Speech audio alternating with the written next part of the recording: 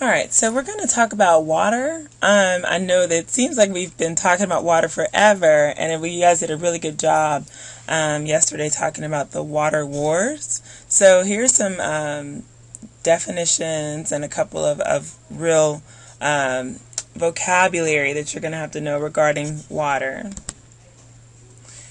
Alright, so the issue in Georgia is that there is a water war that's been going over 20 years, and remember, it was about the difference between who gets the water.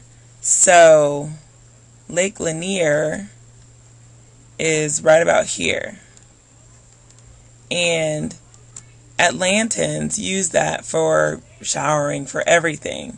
The problem is we've got Florida here, and they're mostly worried about how the water gets to their estuary and protecting the wildlife that live there.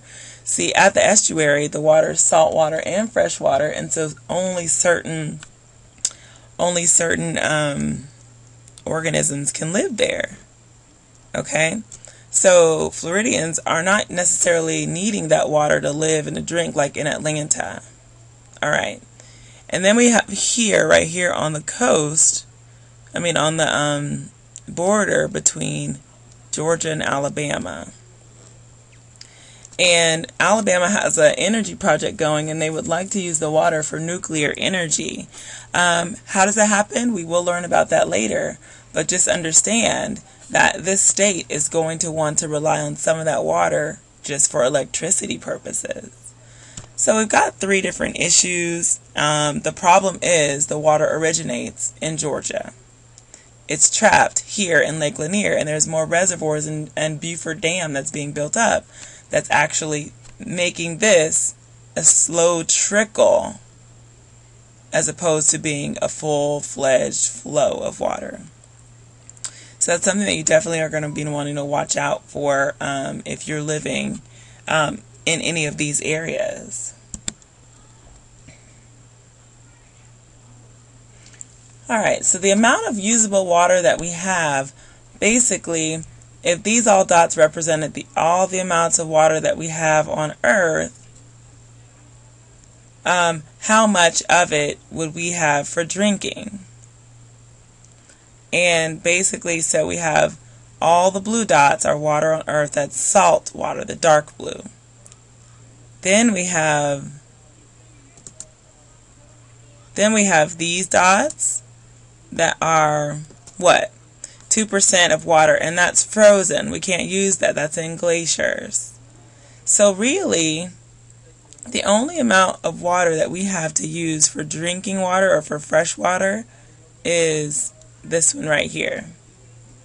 So that's 1%, or almost less than 1%, of all drinking water on Earth is going to come from this small amount.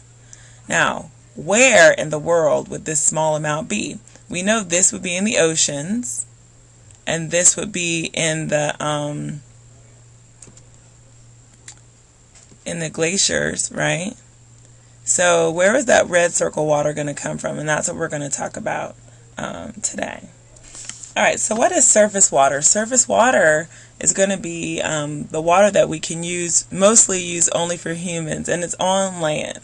So most people are going to depend on surface water to live, to transport commerce, meaning like the things they sell and buy, to grow crops.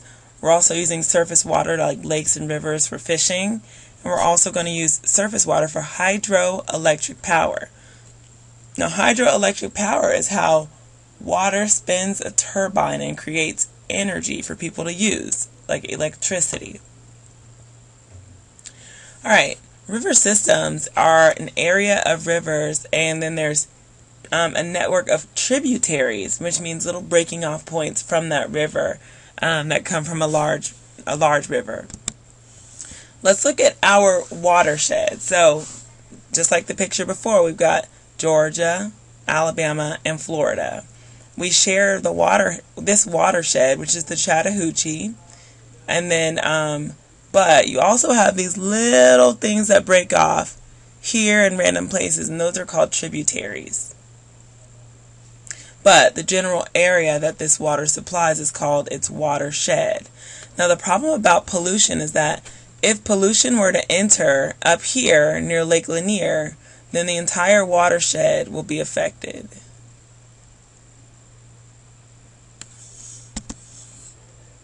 All right, so groundwater. Most fresh water comes about as groundwater beneath the layers of rock and soil. And the underground area that's saturated with water is called the water table. And I'm going to show you a picture of that. The water that exists under the water table is called an aquifer. So an aquifer is like, I think of it as like a big air pocket that's under all the rock, under all the soil, and that is able to be filled with water. When we drill to make a well to get water out from under the ground, because sometimes people need that, they actually will drill as far down as they can go so they can get to a aquifer. So if we look at this picture, all right, so we have pumping wells that can draw down the water table. So what happens is, we've got precipitation, we've got infiltration where the water seeps through to the water table. Now, everything under the water table is going to be water. Okay? Groundwater flows below where all this would be considered soil. So what happens is, you've got a well. This well is drilled here, right? And as it's drilled, the water moves up for people to be able to get this. Okay, and that's water that they can drink. Now what can happen is you can draw out too much of this water and it creates a decompression zone, so a cone of depression.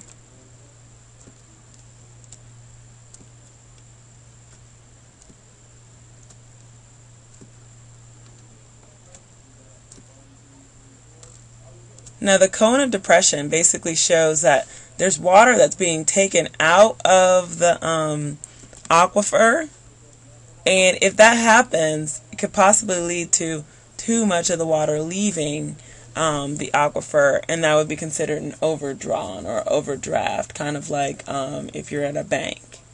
So things that will fill up our water table and our aquifer would be like streams, more rain, of course, but definitely, people who pump water from wells should be very aware of how much water they're taking out.